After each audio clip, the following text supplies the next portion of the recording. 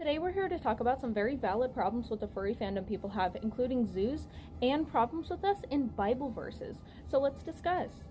I'll be pulling up some very factual statistics and very not factual statistics. We're going to compare the two, and whether you and I like it or not, it will be the truth by the end. I've also taken into account some of your comments, so we will be discussing those also. Through a simple Google search, you'll find that 1 in 6 furries, or 17.1% of furries, are zoos. If you're like me, that doesn't sound right.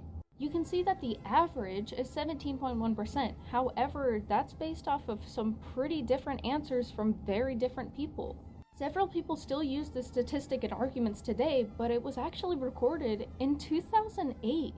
They also only recorded data from 5,000 people. There are millions of us.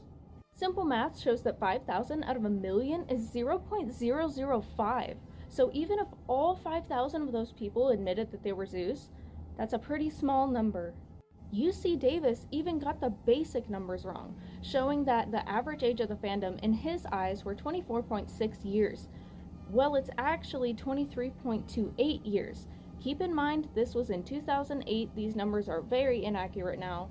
And also, if that seems like a slight detail to you, it's really not when it's talking about millions of people.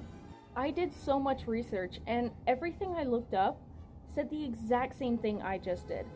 While yes, unfortunately there are many zoos in the furry fandom, it's a very small number, and while you may find them while looking, you're definitely not going to bump into them in Walmart. So to conclude, yes, but it's a very small number. Now let's talk about Bible verses. I'm going to remain unbiased through this next section. If you would like to skip forward and not watch the Bible verses, here is the next section timestamp. If you're still here, here are the Bible verses we're about to talk about. Why these specific Bible verses? Well, several people have commented them, including Mr. Chebo. Thank you, Mr. Chebo. We will be going through every single Bible verse you listed. Leviticus 20:13. If a man has sexual relations with a man as one does with a woman, both of them will have done what is detestable. They are to be put to death. Their blood will be on their own hands. As I said, I'm unbiased. However, that's not about furries.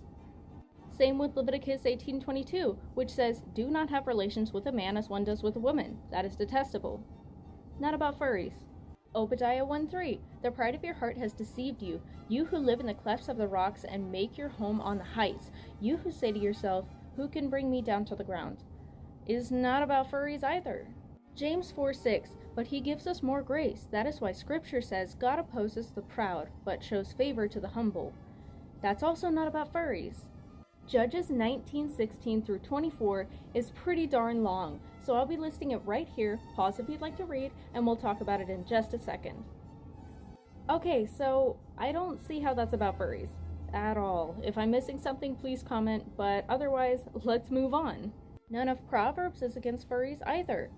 I think it's safe to conclude that the Bible is not against furries, and from what I could find, no religion is against furries. It's understandable why people don't like furries. I mean, if you weren't a furry and you saw that 17.1% of furries were zoos, I'm pretty sure you would also keep your child away from it. I know I would. This is why I'm making this video. I want to inform people who aren't entirely aware, including some furries. So, let's make the world a better place and stop spreading misinformation.